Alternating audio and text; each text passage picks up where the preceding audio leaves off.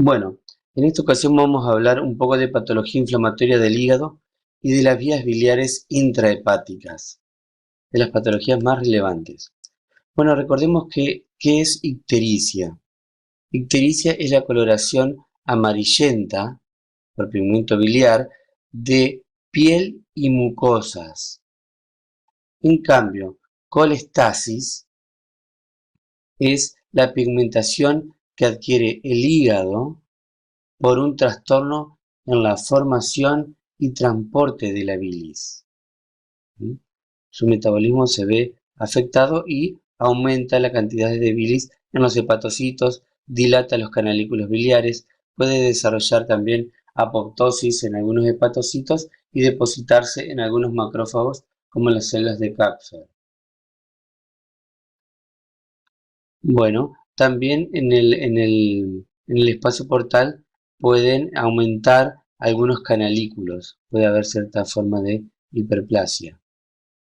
Bueno, vamos a ver dicho esto, entonces vamos a ver algunas formas de hepatitis, algunos trastornos inflamatorios que tenemos en el hígado, digamos, por distintas noxas. Bueno, por ejemplo, una de las noxas es el alcohol. Lo que puede producir el alcohol es un trastorno metabólico que se va a manifestar con esteatosis, como vemos acá, que tiene, digamos, esas vacuolas ópticamente vacías por depósito de triglicéridos.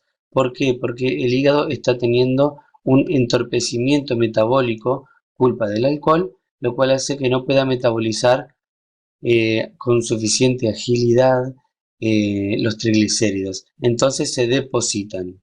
No hay que confundir estos hepatocitos con tejido adiposo. No, no, no. Son hepatocitos que tienen digamos, en sus citoplasmas un aumento de triglicéridos por un entorpecimiento metabólico.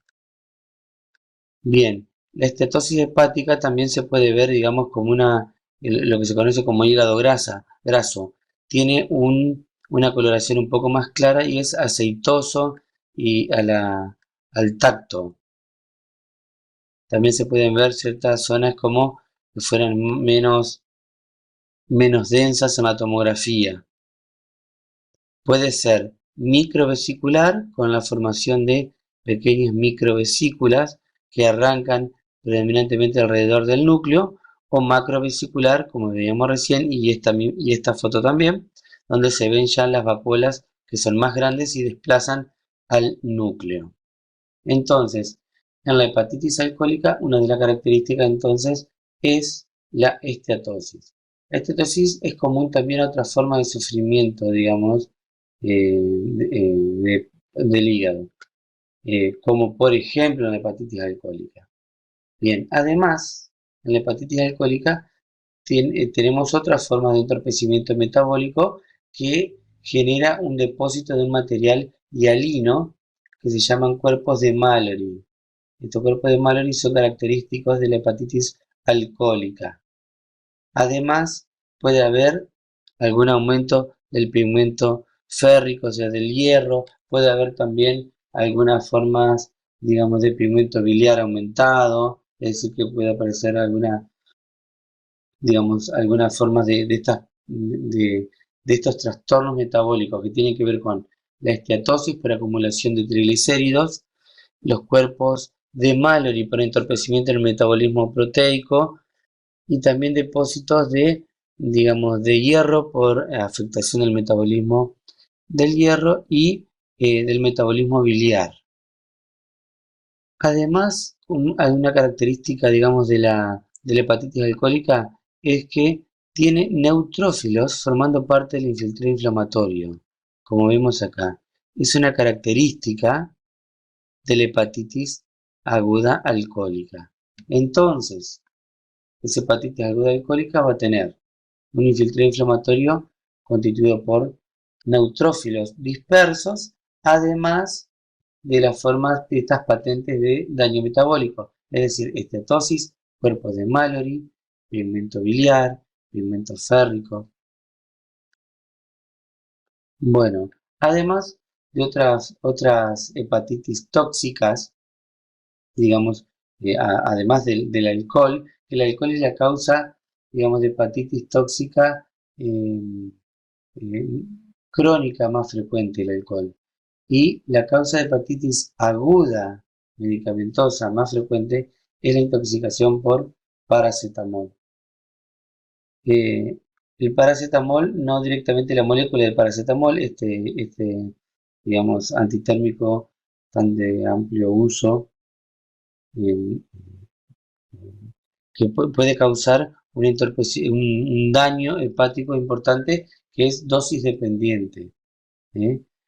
Eh, Comienza, digamos, no es el paracetamol el que daña directamente, sino es su metabolito a partir de un citocromo, de una enzima que generan los hepatocitos, sobre todo de la zona 3, que es donde más daño va a tener el paracetamol, generando una necrosis que puede ser una necrosis fulminante.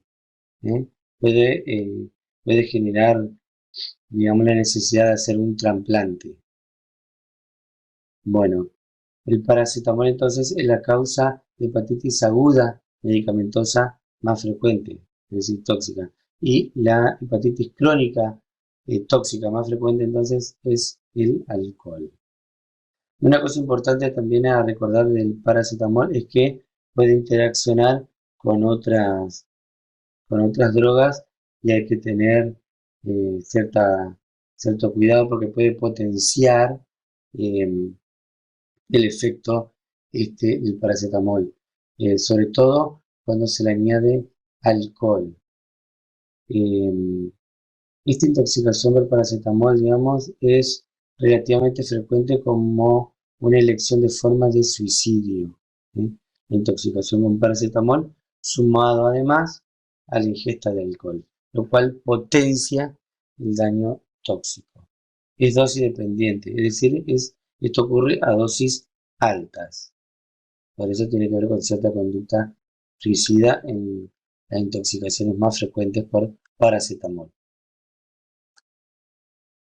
Bueno, y las hepatitis que son relevantes, digamos, de tipo infecciosa, tenemos, digamos, sobre todo las virales. Pero, ¿cómo llega, digamos, un agente infeccioso al hígado? Un agente infeccioso llega primero atravesando una membrana, ya sea el mismo tracto gastrointestinal, ¿eh? Ya sea por ejemplo, eh, por vía sexual, la placenta, distintas formas de barrera que el agente entra, se disemina por la linfática, llega al torrente sanguíneo y hace una primer distribución, ya sea viremia, bacteriemia, parasitemia, fungemia. Entonces comienza a, digamos, a tener esa distribución sanguínea y de esta forma llega al órgano en que, digamos, se adapta mejor y ahí es donde va a desarrollar su potencial patógeno. En los temas que conciernen hoy a a esta, a esta exposición tiene que ver con la patología eh, hepática. Y por ejemplo, los virus pueden entrar ya sea por vía fecal oral, es decir, por el tracto gastrointestinal, por vía sexual, es decir, que varias vías pueden entrar. Y llegar a torrente entonces linfático, sanguíneo, diseminarse y de esa forma llegar al hígado donde desarrollan su potencial patógeno. Bien, en el caso de la hepatitis A, la hepatitis A es una hepatitis que ingresa al hepatocito, enseguida el virus comienza a usar la maquinaria viral. Genera múltiples viriones cuyas distintas proteínas se van, digamos, exponiendo en la superficie del hepatocito, lo cual genera que la reacción inflamatoria sea intensa. Entonces, digamos, eh, llega por vía fecal oral, una vez que se hace su viremia y llega al hígado, tiene estas interacciones que acabamos de decir, y como expone las proteínas y el hepatocito, es atacado ese hepatocito por parte del sistema inmune, lo cual hay una destrucción importante de células de daño hepático generando los síntomas, generando esa fase aguda. ¿eh? Pero, digamos, esa estrategia pobre de parte del virus hace que enseguida el sistema lo pueda controlar.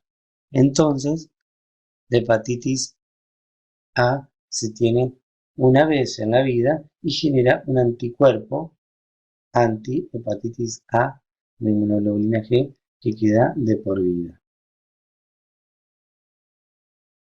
En cambio, la hepatitis B tiene otra estrategia, el virus.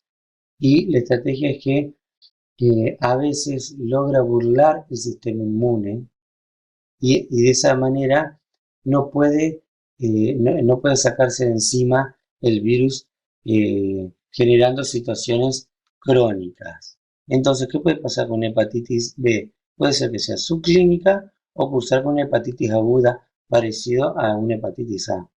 Pero existe la posibilidad de que burle el sistema inmune, por lo tanto, queda en una situación de o portador sano o una infección persistente con una eventual hepatitis crónica que puede o recuperar o eventualmente generar una situación crónica con generación de fibrosis, distorsión del órgano y generar definitivamente, en definitiva, una cirrosis. Eventualmente, el virus de la hepatitis B puede entrar, es un virus ADN, puede entrar a la célula y mutarle el ADN, por lo tanto, puede generar un carcinoma hepatocelular. Entonces, ¿qué puede pasar con una hepatitis B? Que puede tener una hepatitis aguda, que puede ser subclínica o clínica, y puede recuperar, puede hacer eventualmente una hepatitis fulminante, o puede en un porcentaje ir a una hepatitis, entonces como dijimos, crónica, con recuperación, o ir a un estado de portador sano, o ir a la cirrosis y eventualmente una transformación en carcinoma hepatocelular. Entonces, en la infección aguda van a aparecer, van a aparecer el síntoma, porque va a haber daño del hepatocito. ¿Por qué? Porque el virus se replica dentro de los hepatocitos y el hepatocito comienza a mostrar los distintos componentes, digamos, del virus y de esa manera se va al sistema inmune a atacar al hepatocito. Bien, importante reconocer que hay un antígeno que es, lo que está envuelto el virus, que se llama antígeno S o antígeno australiano. Mientras haya virus de la hepatitis B, va a estar el antígeno S. Ahora, hay otra forma de antígeno, el ADN, el antígeno E, que eso es lo que indican es que hay replicación del virus. El antígeno S indica más bien la presencia, el antígeno E y el ADN mismo del virus indica replicación del virus. Por lo tanto, si aparecen en sangre estos marcadores, indican que hay replicación del virus y el paciente va a estar en una fase aguda, va a estar con el síntoma. ¿Bien? Entonces, cuando se progresa a la cronicidad, el antígeno S se mantiene. En cambio, va a oscilar el ADN y el antígeno E. Va a oscilar en distinto tenor, digamos, a lo largo del tiempo, generando síntomas, digamos, que son más diversos, que pueden ceder y volver a aparecer, depende de que si genera una especie de reactivaciones. Entonces, la hepatitis crónica se va a caracterizar por sostenerse en el tiempo, pero hacer como reactivaciones del, de, digamos, de la enfermedad.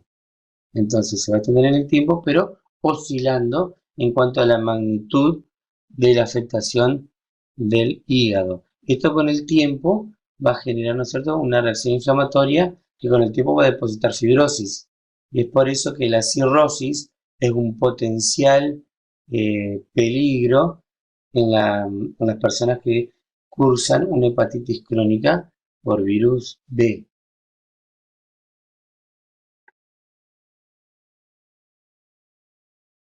Un detalle importante es cuando logra negativizarse el antígeno S y aumentar su anticuerpo inmunoglobulina G anti-S, se dice que el paciente está curado.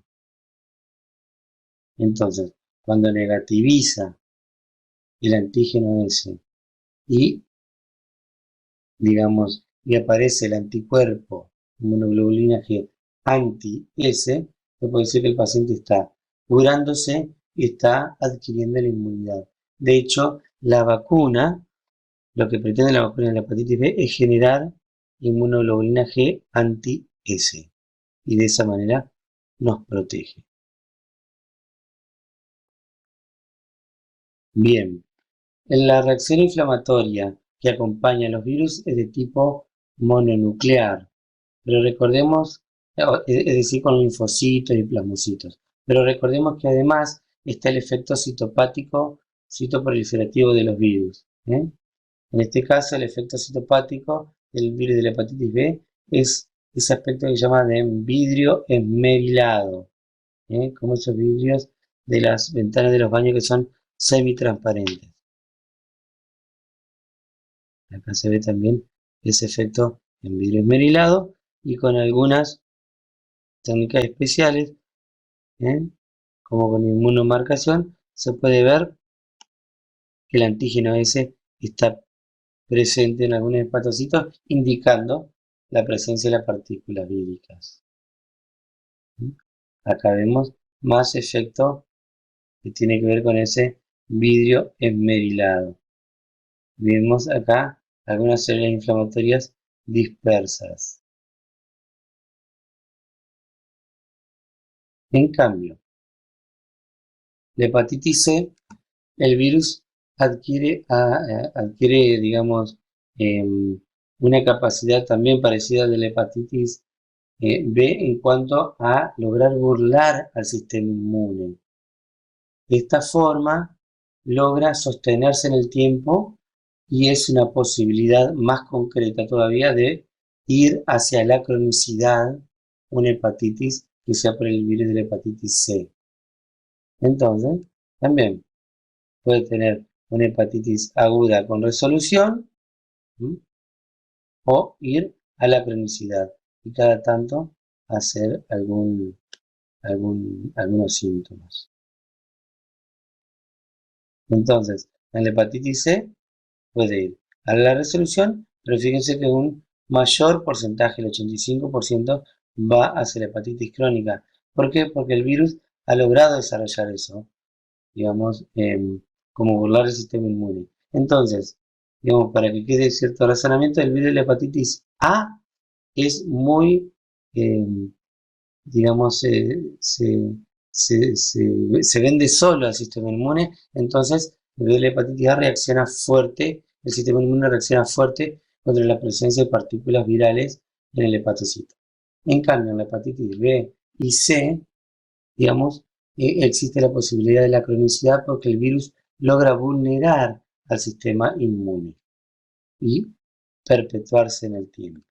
Entonces, en la hepatitis C, la hepatitis crónica puede darse en un 85%, lo cual es mucho mayor que en la hepatitis B, y puede generar una enfermedad estable, y con el tiempo generar fibrosis y carcinoma hepatocelular, y bueno, y eventualmente la muerte por estas causas. El virus de la hepatitis D tiene una particularidad, necesita de la envoltura de la hepatitis B.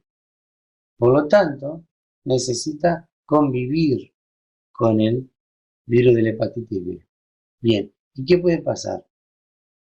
Que una persona que tenga el hígado sano se contagie de ambos virus a la vez. Esto se llama coinfección. Y como el hígado está sano, tiene un porcentaje que es que puede ser una hepatitis fulminante. El 90% se recupera. Y eventualmente, que puede ser una situación rara, puede ir a hepatitis crónica. Pero recordemos que tiene un hígado sano. El problema es la superinfección. ¿Qué es? Que es cuando un paciente que ya es portador del virus de la hepatitis B se contagia del virus de la hepatitis D. Es decir, la superinfección es cuando se contagia de hepatitis D un paciente que tiene un hígado ya afectado por la hepatitis B. Entonces tiene, digamos, ese hígado se banca poco esta superinfección.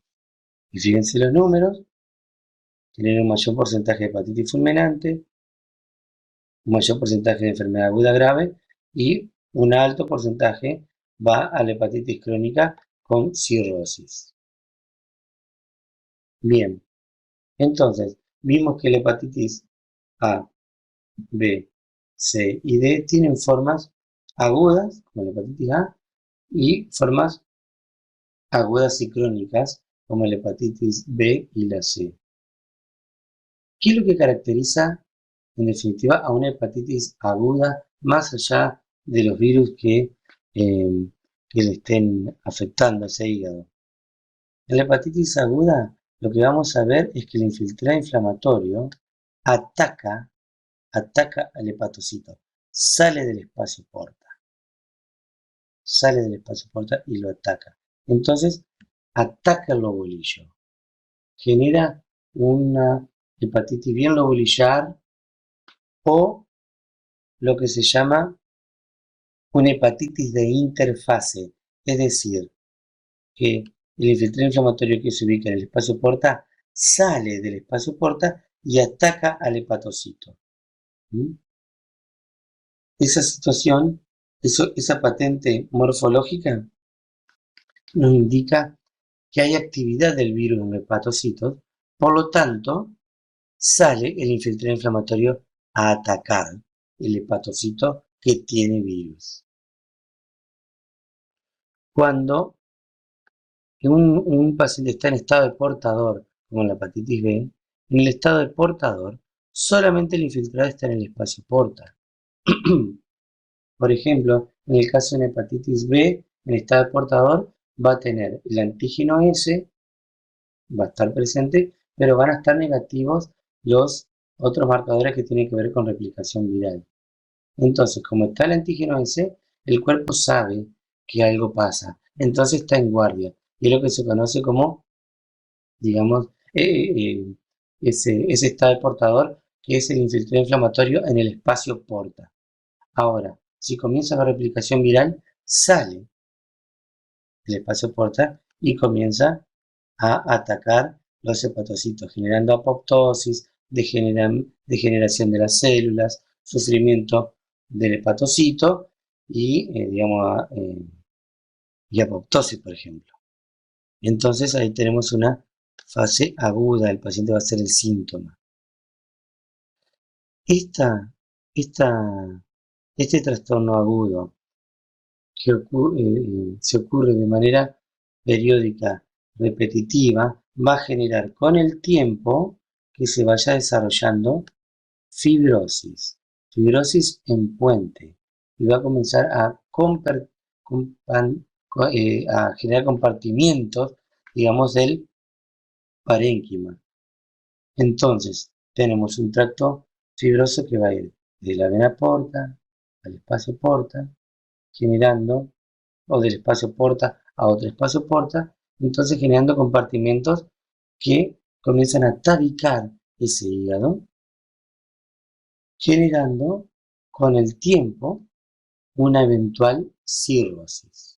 Entonces, la fibrosis es lo que caracteriza a ese depósito de fibrosis, es lo que caracteriza a la hepatitis crónica.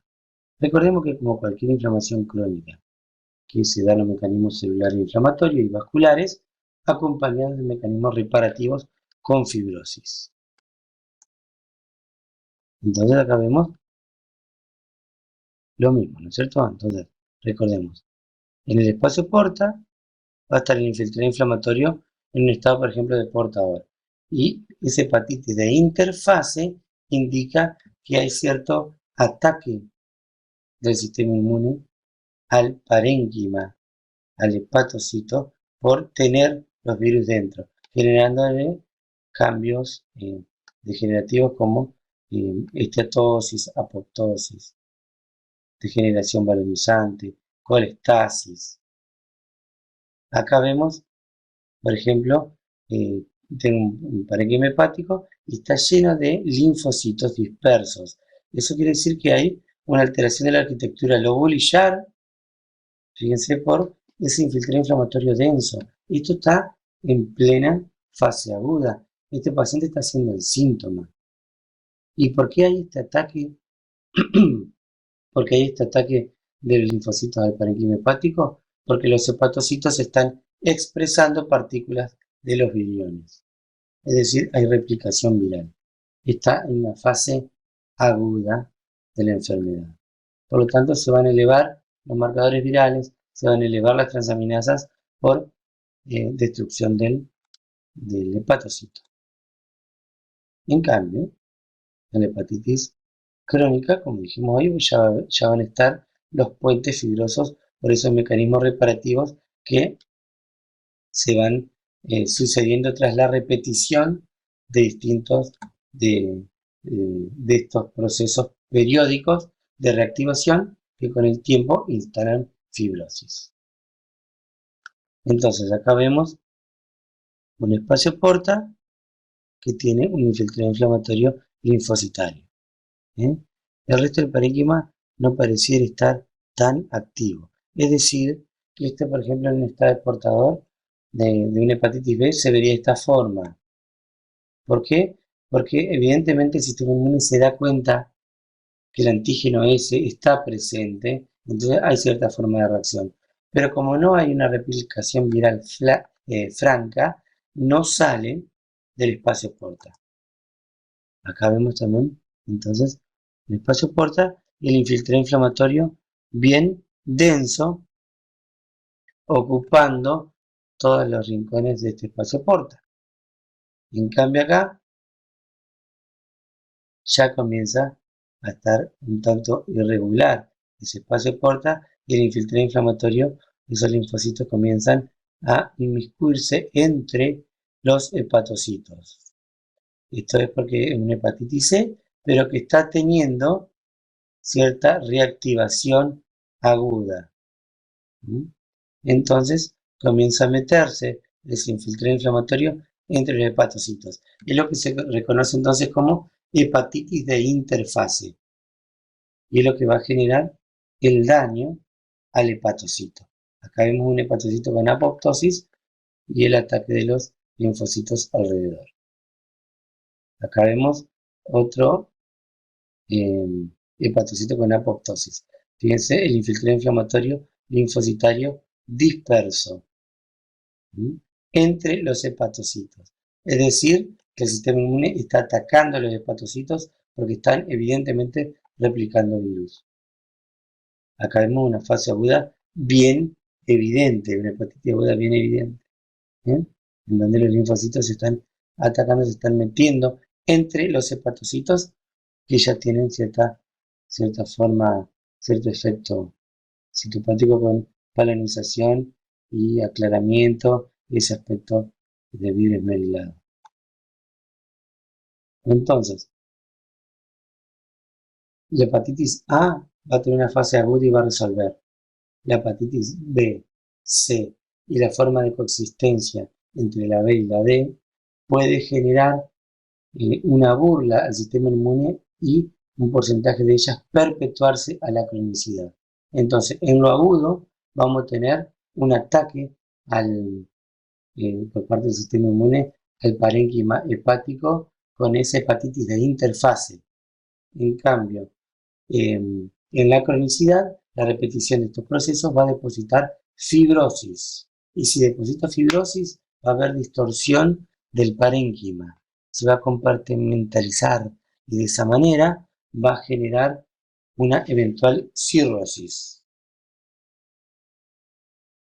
Bueno, otras formas de, hepatitis infecciosa que no sea viral es por bacterias.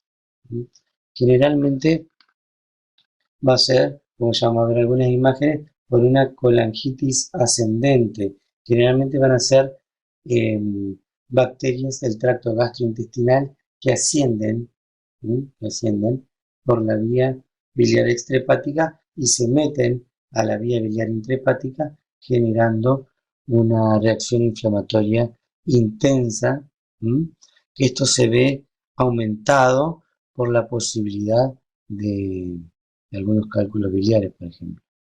Bueno, una de las cosas que puede provocar una reacción inflamatoria por bacterias es un absceso hepático. Acá vemos un parénquima hepático y vemos un centro con necrosis licuefactiva. Recordemos que las bacterias, sobre todo las de tipo Coco gram positivos y bacilos gram negativos extracelulares, como las gastrointestinales, que ascienden mediante esta colangitis ascendente, pueden generar abscesos porque generan un patrón de reacción supurativo y eventualmente pueden tener necrosis, y esa necrosis es necrosis licuefactiva porque hay actividad enzimática. Se licúa el tejido, entonces genera esta supuración intensa con destrucción del parénquima. Fíjense que esto tiene cierto tiempo porque está desarrollando algún casquete fibroso. Otro agente que puede generar también abscesos, otro agente infeccioso, es la entamoeba histolítica, el absceso amebiano, la amebiasis. Y fíjense que acá genera una destrucción importante del parénquima. Esto es un absceso amebiano. Y acá vemos la entamoeba, la ameba, que es un parásito unicelular, que genera el absceso amebiano. Otra forma, digamos, de hepatitis de tipo infecciosa son las parasitarias. Un prototipo importante, digamos, un ejemplo importante de parásito es el quistidatídico. El parásito se llama Echinococcus granulosus. Echinococcus granulosus. Tiene como huésped definitivo el perro.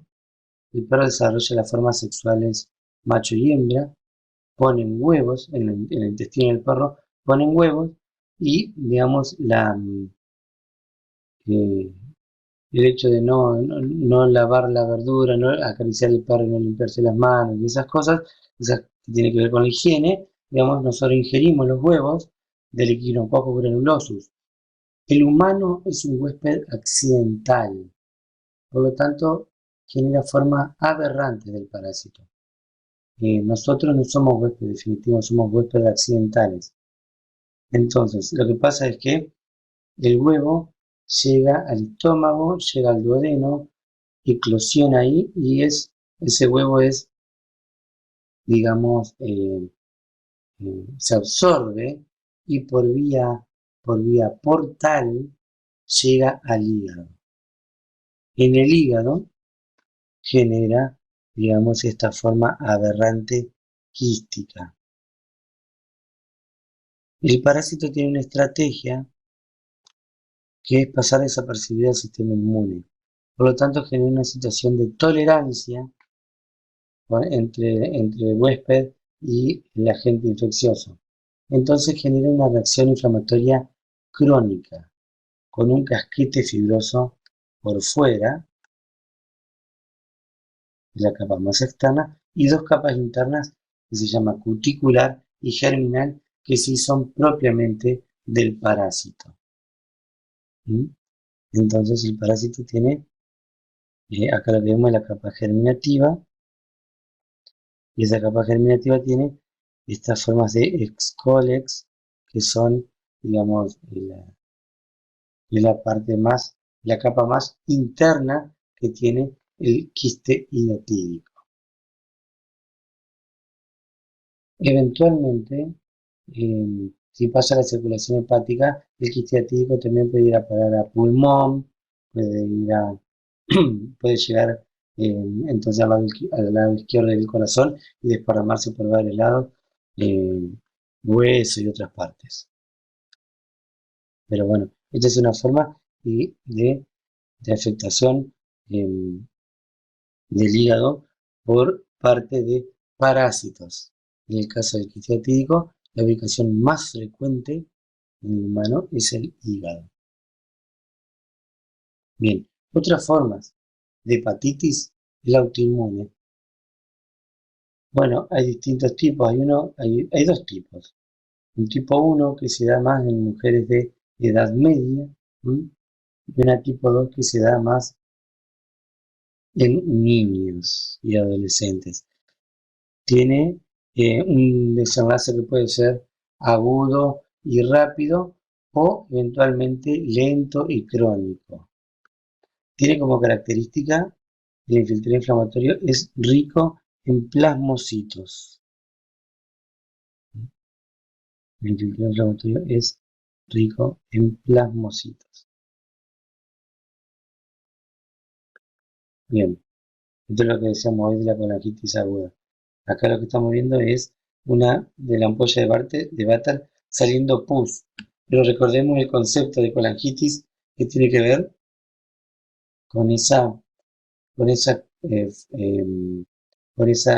colangitis ascendente que tiene que ver con el ascenso de bacterias que son del tracto gastrointestinal y que van colonizando las vías biliares.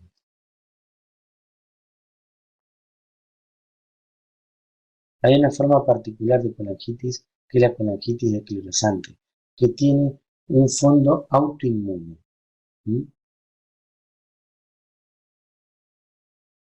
La colangitis esclerosante se vincula al, a la colitis ulcerosa.